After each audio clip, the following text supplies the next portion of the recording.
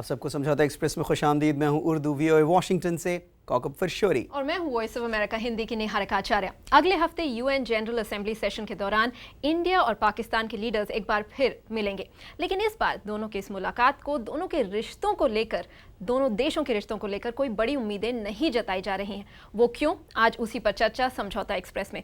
कौकब, जब foreign minister Shah Mahmood Qureshi ने ये बात कही तो क्या कहना चाह रहे थे, किस तरफ इशारा था उनका? निहारिका, इसमें दो चीज़ें हैं। एक तो ये कि ज़ाहिर है चूँकि ये साइड लाइन्स पे होगी, यूएन का जो जनरल असेंबली का सेशन है उसके इश्यूज़ अपने हैं मुख्तलिफ। दूसरी चीज़ ये कि इंडिया और पाकिस्तान के रिलेशंस में, ख़ासकर मुंबई में जो हमले हुए, टेररिस्ट अटैक्स हुए, उसके बाद से हम ये देख रहे हैं कि कोई भी चीज़ हतमी तौर पर नहीं कही जा सकती। और पाकिस्तान इंडिया की हिस्ट्री भी इस तरह की रही है कि 1 स्टेप फॉरवर्ड, 1 स्टेप बैकवर्ड्स और समटाइम्स इवन 2 स्टेप बैकवर्ड्स। तो इसलिए कॉशियस अप्रोच अपनाई जा रही है। और आपने मुंबई हमलों की बात की, उसके बाद जब बातचीत भी दोनों देशों के बीच शुरू हुई है, ये देखा जा रहा है कि बड़े मुद्दों पर प्रोग्रेस एक तरह से नहीं हुई है। आप मुंबई हमलों की बात करें तो अनबन दोनों देशों में अभी भी बनी हुई है और इमोशंस जो देखे जा सकते हैं दोनों देशों में, हर बयान को बहुत स्क्रूटिनाइज किया जाता है, हर डेवलपमेंट के अलग अलग पहलुओं को उछाला जाता है। तो इससे भी एक बहुत ही सेंसिटिव माहौल दोनों देशों में दिख रहा है। और हमने इसी सिलसिले में यहाँ पर अमेरिकी जानकार से बात की। Daniel marquee council on foreign relations में साउथ एशिया एक्सपर्ट हैं और वो इसी माहौल को बयां कर रहे हैं, बता रहे हैं भारत पाकिस्तान के संबंध के रिश्ते आज कहां पर हैं। I think right now India and Pakistan are very much still in this post-Mumbai moment. The efforts मैं सोचता हूं कि भारत और पाकिस्तान मुंबई हमलों के बाद के माहौल में अटके हुए हैं। उससे पहले दोनों देशों के बीच जो कॉम्पोजिट डायलॉग चल रहा था और जो पर्दे के पीछे की बातचीत चल रही थी, उनको आगे नहीं बढ़ाया गया है। दोनों देश आज की स्थिति से निकलने के प्रयास कर रहे हैं। चुनौती दोनों तरफ से है। आपसी रिश्ते को लेकर घरेलू राजनीति ने बहुत ही नकारात्मक रुख अपनाया है। The challenge, of course, is on both sides. Domestic politics have turned in a negative way with respect to their relationship.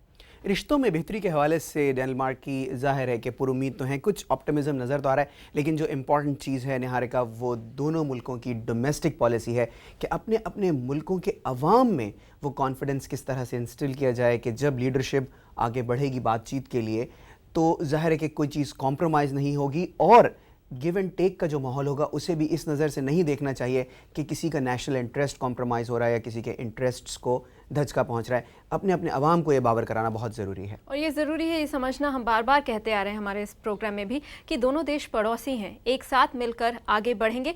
और ट्रस्ट को डेवलप करने के लिए दोनों देशों को कुछ एक्शंस लेने की ज़रूरत है, जिससे लोगों को ये बताया जा सके कि देखिए इस देश ने ये कदम उठाया है, इसका मतलब ये है कि वो कमिटेड हैं, दोस्ती चाहते हैं।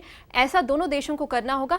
और साथ ही इस माहौल में जब आप देख रहे हैं मुंबई हमलों को लेकर भारत खुश नहीं है, पाकिस्तान ने जो एक्शन लिया है, पाकिस्तान कह रहा है आप एक्शनेबल इंटेलिजेंस जानकारी हमें दें, हम एक्शन लेंगे। तो ऐसे माहौल में भी बैक चैनल्स की बात शुरू हो चुकी है।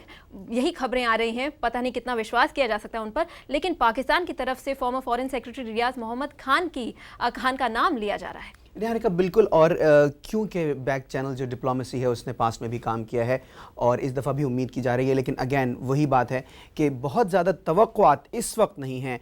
और इस वक्त का जो माहौल है और इसमें क्या एक्सपेक्ट किया जा सकता है, इसी हवाले से एक बार फिर Daniel marquee. I think that in high wire acts of great risk, diplomatic. मेरी नज़र में कूटनीति के बड़े जोखिम वाले प्रयासों में दोनों पक्ष नुकसान के बारे में भी उतना ही सोचते हैं जितना कि फायदे के बारे में। मेरे ख्याल में पिछली बार जब प्रधानमंत्री मनमोहन सिंह की मुलाकात पाकिस्तानियों से हुई तो उनको लगा कि राजनीति के नज़रिए से ये भारत में काफ़ी महंगा पड़ा। वो नहीं चाहेंगे कि ऐसा अनुभव दोहराया जाए, इसीलिए इन मुलाकातों को लेकर बहुत सावधानी बरती जाएगी। मैं किसी भी बड़ी घोषणा की उम्मीद नहीं करता। There's probably going to be a great deal of caution going into these meetings, and probably that will be the defining feature of them. I wouldn't expect much in the way of a breakthrough. High level dialogue को अगर first step मानकर चलें तो show से ज़्यादा अब दोनों देशों के रिश्तों में सब्सटेंस की ज़रूरत है। अगर रिश्ते बेहतर हों तो एक ऐसे बेसिस पे हों कौकब, जब दोनों देश के लीडर्स अपने सिटीजन्स को ये बता पाएँ कि एक बहुत इफ़ेक्टिव स्टेप लिया जा रहा है बेहतरी की तरफ रिश्तों को और मजबूत बताने के लिए। निहारिका, और जो बात अभी हम थोड़ी देर पहले कर रहे थे कि इसमें ये बहुत ज़्यादा ज़रूरी है कि एक दूसरे के लीडर्स जो हैं वो जो दूसरे मुल्क के लीडर हैं उन्हें अपने अपने मुल्कों में डीमोनाइज़ ना करें, बल्कि ये कह के पेश पेश करें कि हमने ये स्टेप लिया तो इसके जवाब में दूसरी तरफ से ये पॉजिटिव स्टेप सामने आया। तो जब एक दूसरे को हम पॉजिटिव पोर्ट्रेल देंगे तब जाकर जो एक्सपर्ट्स हैं उनका कहना है कि इस चीज़ की उम्मीद की जा सकती है कि मामला कुछ सुधर सकते हैं।